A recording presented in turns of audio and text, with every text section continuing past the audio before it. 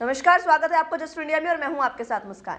रुक करेंगे उन तमाम खबरों का जिनका सरोकार है आपसे। खबरों के प्रायोजक हैं आरोग्य मास्क लगाएं, कोरोना से सुरक्षित रहें। कमल चौक industries, a trusted school of chalk, manufacturers and suppliers of chalk, color chalk, duster, mask, sanitizer, etc. Asian colour coated Ispat limited, आपका विश्वास हमारी पहचान। मेडिफिर international, taken a step to keep you safe from corona virus. रंज किया showroom in Rohtak and Bahadurgarh. Showroom पर आएं, test drive लें और गाड़ी बुक कराएं। चलिए तो बुलेटिन का आगाज इस वक्त की बड़ी खबर के साथ करेंगे। इस वक्त की बड़ी खबर बता दें आपको, हरियाणा सरकार ने बड़ा फैसला लिया है। बड़ी और अहम खबर इस वक्त की, हरियाणा सरकार ने फैसला लिया है प्रदर्शनकारियों के लिए मेडिकल कैंप लगाएगी हरियाणा सरकार। बड़ी और अहम खबर बता दें आपको, लगातार 170 से ज्यादा किसानों को प्रदर्शन के दौरान बुखार और खांसी से पीड़ित है वो, जिसके कारण कयास लगाए जा रहे हैं कि उन्हें कोरोना हो सकता है। इसकी वजह से मेडिकल कैंप लगाए गए हैं वहां पर और अब उनकी जांच होगी, जिससे सब स्थिति साफ हो जाएगी। बता दें आपको 3 किसानों की इस दौरान मौत भी हुई थी जो बीमारी के कारण हुई थी।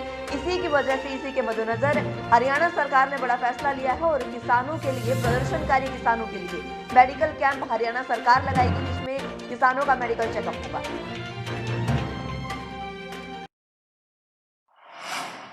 कृषि कानूनों के खिलाफ किसानों के आंदोलन का आज 11वां दिन है। किसान नेताओं के साथ 10वें दिन सरकार दिल्ली के विज्ञान भवन में उन्होंने बैठक की। 5वें दौर की बैठक के बाद भी सरकार और किसानों के बीच कोई बात नहीं बनी है। अब सरकार ने अपना प्रस्ताव तैयार करने के लिए 4 दिन और मांग लिए हैं, यानी बैठक बेनतीजा रही। अब अगली बैठक 9 दिसंबर को होगी। बैठक के दौरान किसान नेता 3 सवालों पर हाँ या ना के जवाब जानने के लिए अड़ गए। उधर बैठक के बाद सरकार कहने लगी कि हम हर गलतफहमी दूर करने को तैयार हैं, लेकिन किसान सुझाव दे देते तो अच्छा रहता। दिल्ली के विज्ञान भवन में हुई मीटिंग में 40 किसान नेता पहुंचे थे। बैठक के दौरान कई बार किसान तल्ख भी हो गए। जब 4 घंटे की बैठक हो गई तो आखिरी 1 घंटे में किसानों ने मौन साध लिया, मुंह पर उंगली रखकर बैठ गए। उन्होंने सरकार से 3 सवाल पूछे और हाँ या ना में जवाब मांगा। उन्होंने कहा कि सरकार बताए कि वह कृषि कानूनों को खत्म करेगी या नहीं, एमएसपी को पूरे देश में जारी रखेगी या नहीं और नए बिजली कानून को बदलेगी या नहीं। दिल्ली में किसानों के साथ 5वें दौर की बैठक के बाद केंद्रीय मंत्री नरेंद्र तोमर ने प्रेस कॉन्फ्रेंस की, जिसमें उन्होंने कहा कि हमारी सरकार हमेशा किसान हित में रही है। और क्या कुछ कहा आप भी सुनिए। लेकिन समाधान का रास्ता खोजने में यह उपयुक्त होता कि किसान नेताओं के भी कुछ सुझाव मिल जाते तो हमको रास्ता निकालना थोड़ा आसान होता। अभी भी हम उसका इंतजार करेंगे। 9 तारीख को दोबारा से मिलेंगे। सबकी सहमति से तारीख तय की गई है और मैं आपके माध्यम से बैठक में भी कहा और यहां भी कहना चाहता हूं कि सर्दी का सीजन है, कोविड का संकट है, इसलिए जो बुजुर्ग लोग हैं वे और जो बच्चे हैं उनको अगर यूनियन के नेता आह्वान करके घर भेज देंगे तो वो सुविधा से रह सकेंगे। यह आग्रह मेरा किसान यूनियन से है और मैं यह आश्वस्त करना चाहता हूं कि प्रधानमंत्री नरेंद्र मोदी जी की सरकार किसानों के प्रति पूरी तरह प्रतिबद्ध थी, है और आने वाले कल में भी रहेगी। किसानों और सरकार के बीच बेनतीजा खत्म हो रही बैठकों के सिलसिले ने न केवल दोनों पक्षों पर दबाव बना दिया है, बल्कि इस आंदोलन के लंबा खिंचने के आसार भी प्रबल कर दिए हैं। 5 दौर की बैठकें खत्म हो चुकी हैं, लेकिन किसानों की मांगों पर कोई सहमति नहीं बनी। न किसान झुकने को तैयार है और न ही सरकार पीछे हट रही है।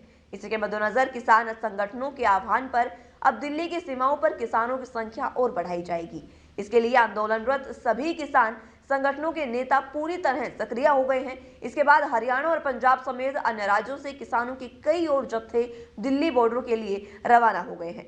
ये जत्थे अपने साथ ट्रॉलियों में कई दिनों के लिए ईंधनुमा लकड़ियां, सिलेंडर, सर्दी के लिए जरूरी सामान, बिस्तर, ये सभी चीजें लेकर दिल्ली की विभिन्न सीमाओं की ओर बढ़ रहे हैं। किसान संगठनों का इरादा अब दिल्ली की सीमाओं को पूरी तरह से सील करने का है और इसी लिहाज से तैयारियां भी की जा रही हैं। वहीं किसान आंदोलन आज 11वें दिन में प्रवेश कर चुका है, जहां लगातार किसानों को हर जगह से समर्थन मिलता नजर आ रहा है। इसी कड़ी में कृषि विरोधी तीनों काले कानूनों की वापसी की मांग को लेकर संघर्षरत किसानों के समर्थन में सर्व कर्मचारी संघ हरियाणा के आह्वान पर रोहतक से मोटरसाइकिलों के जत्थे में सैकड़ों कर्मचारियों ने टिकरी बॉर्डर पर पहुंचकर किसानों को समर्थन दिया। इस दौरान किसान कर्मचारी मजदूर एकता जिंदाबाद के नारे भी लगे। वहीं कुरुक्षेत्र नरकतारी रोड पर उस वक्त हड़कंप मच गया जब एसटीएफ और लोकल पुलिस की अलग अलग टीमों ने अचानक वारदात की योजना बना रहे बदमाशों को धर दबोचा। गुप्त सूचना के आधार पर एसटीएफ की टीम ने नरकतारी रोड स्थित एक मकान में दबिश दी, जहां मौजूद बदमाशों ने भागने का प्रयास किया। पुलिस की ओर से फायरिंग होने पर बदमाशों ने सरेंडर भी कर दिया। बदमाशों से पुलिस ने 5 पिस्टल और 29 कारतूस भी बरामद किए हैं। डीएसपी एसटीएफ कुलभूषण ने बताया कि विक्की के गुर्गे विजेंद्र शर्मा उर्फ बंटी पहलवान और शरणदाता पवन कौशिक को भी पुलिस ने काबू में किया है, जो विक्की लाला के साथ मिलकर किसी बड़ी वारदात को अंजाम देने की योजना बना रहे थे। फिलहाल केस दर्ज कर एसटीएफ और लोकल पुलिस आगामी कार्रवाई में जुट गई है। वांटेड है, 25,000 का वांटेड बदमाश है ये अम्बाड़ा से। क्या नाम? इसका विक्की उर्फ लाला जी। और इसकी तलाश में हम काफी दिन से लगे हुए थे। आज यहाँ से इसको काबू किया है। बाकी अब जो भी और रिकवरी होगी उसका हम कार्रवाई करके फिर आपको पूरी जानकारी देंगे। धर्मनगरी कुरुक्षेत्र में गांधीनगर बाईपास के पास अल सुबह एक युवक का शव शक्त विषक्त हालात में नाले में पड़ा मिला, जिसको लेकर लोगों ने सुबह जब उसे देखा तो उसकी सूचना पुलिस को दी। पुलिस ने मौके पर पहुंचकर शव को कब्जे में लेकर आगामी कार्रवाई शुरू कर दी है। पुलिस अधिकारी सुनील वत्स ने बताया कि शव की हालत को देखकर लगता है कि देर रात को किसी व्यक्ति ने इस युवक को मारकर नाले में डाल दिया है और फरार हो गया है। इस पूरे मामले की जांच में पुलिस विभाग का अमला जुट गया है और मृतक की पहचान कुरुक्षेत्र के श्याम कॉलोनी निवासी युवक के रूप में हुई है। पुलिस ने मामला दर्ज कर मामले की जांच शुरू कर दी है। वहीं पूरे इलाके में इस समय दहशत का माहौल है। पर मैं मौका पर पहुंचा हूं।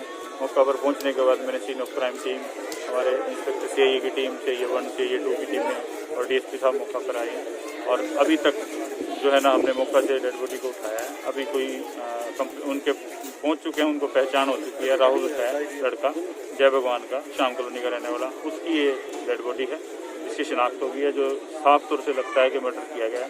तो शीघ्र ही कानूनी अनुसार हम कार्रवाई कर रहे हैं। सर्दी के महीने दिसंबर में शनिवार को दिन का पारा 10 साल में सबसे ज्यादा रहा। नारनौल में ये 31.6 डिग्री पर पहुंच गया, जो सामान्य से 6 डिग्री अधिक है।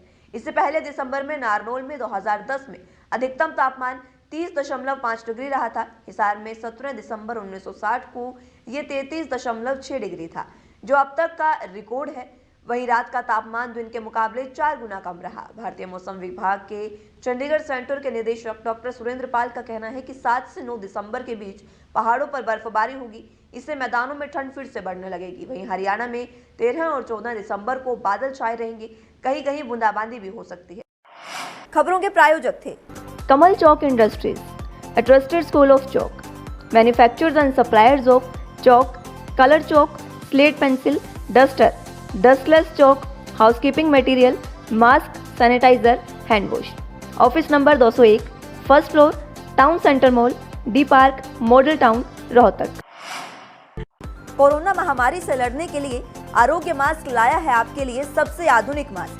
इसके साथ ही आपको मिलेगी आधुनिक पीपीई किट, वो भी बहुत ही सस्ते रेट पर। contact@arogyamask.com पर जाएं और हमसे संपर्क करें या फिर www.arogyamask.com से जुड़ें। इसके साथ ही आप हमें कॉल कर सकते हैं। हमारा पता है Anand international, plot number 181, Panipat, Haryana.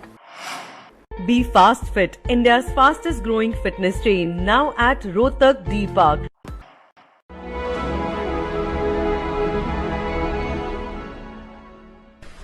चाचा, आपने नया घर बनवाया है तो घर की छत पर कौन सी शीट लगवाई है? बेटा, मैंने अपने घर की छत पर एशियन शीट लगवाई है, क्योंकि वो कभी न मिटने वाले ओरिजिनल निशान की चादरें हैं। साथ में ISI का चिन्ह, 5 साल की वारंटी के साथ साथ पैसों का सही मूल्य देने वाली वही इकलौती शीट्स हैं। क्योंकि नाम नहीं, पहचान जरूरी है। फिलहाल के लिए इस बुलेटिन में इतना ही। जुड़े रहिए जस्ट इंडिया के साथ। नमस्कार।